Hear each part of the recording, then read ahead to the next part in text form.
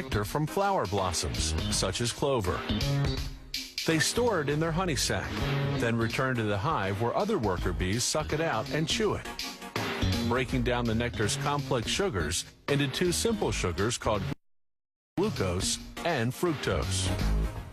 The bees then deposit the nectar into the cells of wax honeycombs they've built. They fan it with their wings until most of its water content evaporates in the warm air of the beehive. What's left is thick and gooey honey. The bees then cap each honey-filled cell with beeswax. That's when the beekeeper steps in.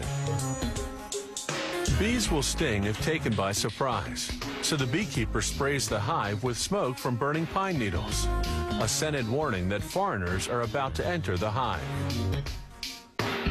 Inside the hive are wooden frames hanging side by side, each holding a honeycomb.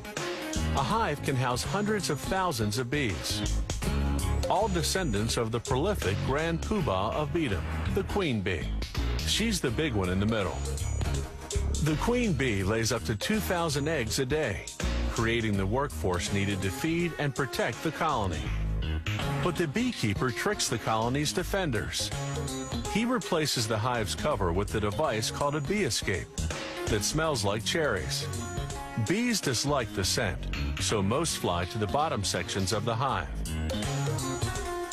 Another warning spray, and the beekeeper removes the bee escape.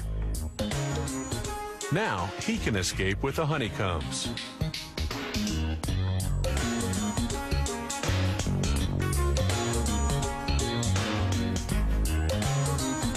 Inside the honey factory, they put the honeycomb frames on what's called an uncapping machine. Like a razor, it shaves the wax caps of the honey-filled cells of the combs. They scrape off the remnants manually. Then they set the frames on another machine called a honey extractor. It spins the honeycombs until all the honey is forced out of the cells. Afterward, they filter the honey to remove any pieces of wax capping that slip through. Then the honey is ready for bottling. Some beehives contain smaller frames designed to produce honey that isn't extracted from the honeycomb.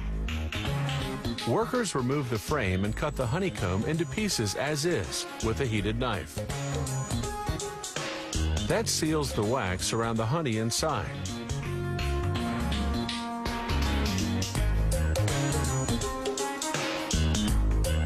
You eat it, wax and all. The beeswax lining of the honeycomb goes to make candles, furniture polish, lipstick, and other products.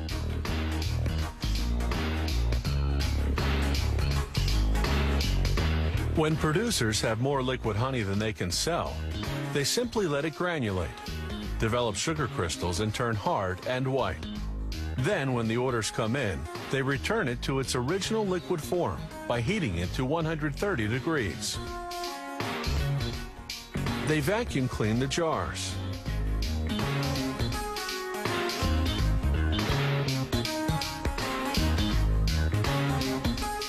Then fill them.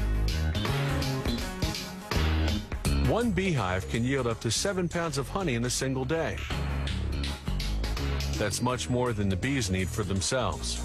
The surplus is what we end up eating.